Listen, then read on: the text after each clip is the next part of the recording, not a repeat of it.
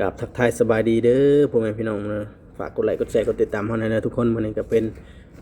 วันหนึ่งเนาะเฮาไปส่งของอีกทุกคนนะฮะก็ไปส่งแถวบางบัวทองนี่แหละเฮาก็ไปเดินทางกันไปเลยเนาะ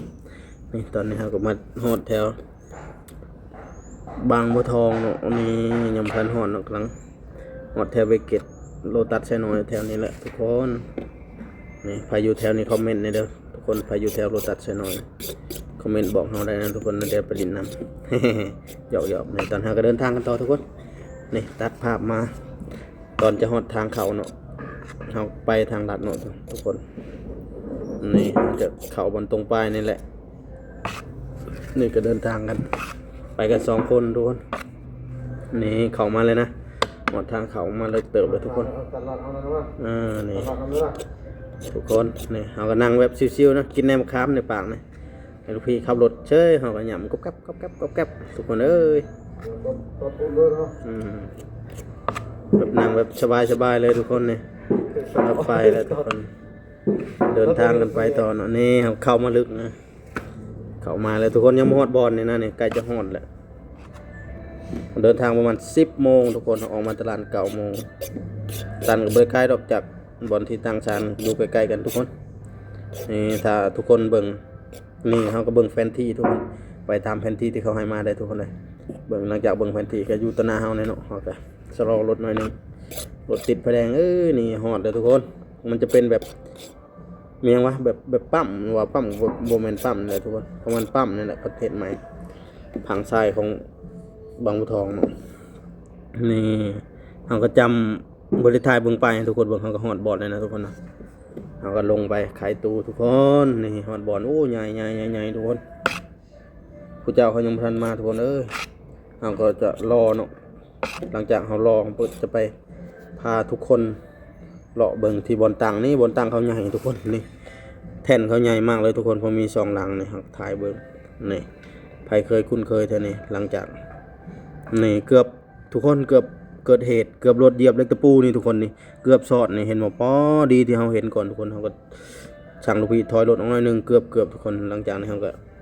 ติดตั้งเขาก็ยกสารไว้ทุกคนเขาก็รอถ้าคำสั่งถ้าผู้เจ้าของคนมาเขาก็จะยกอย่างเดียวทุกคนเนาะเขาเก็บงานละเอียดเรียบร้อยหลังจาก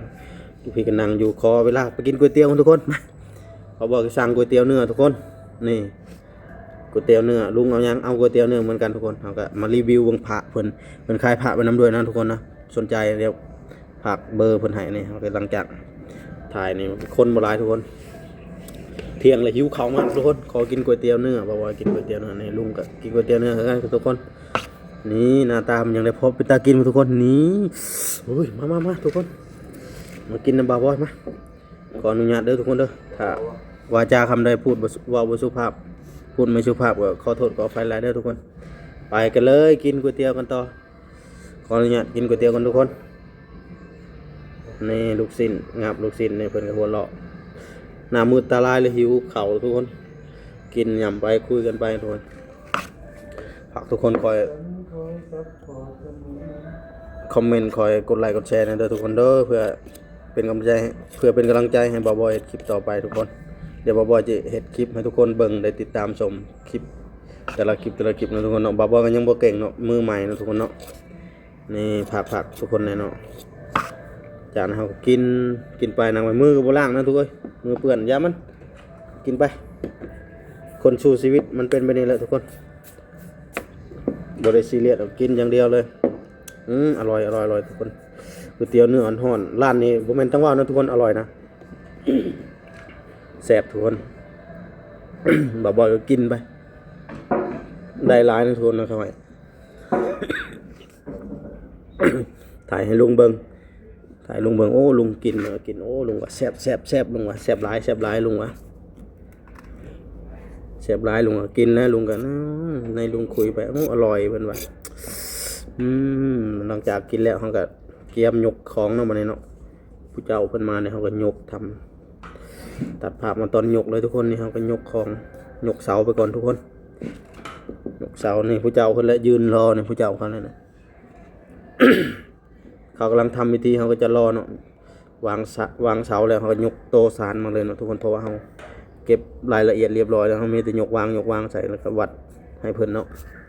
หลังจากนี้เฮาก็ให้เพิ่นเป็นผู้ยกเฮามาเป็นผู้ตั้งเนาะครับเป็นผู้ติดตั้งเนาะทุกคนเนาะ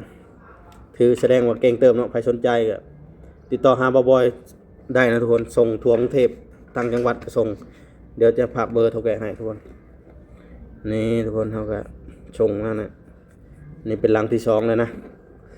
หลังแรกเฮาตั้งแล้วทุกคนเฮาก็รัดแน่ๆจังหน่อยนี่เป็นสำเร็จมันก็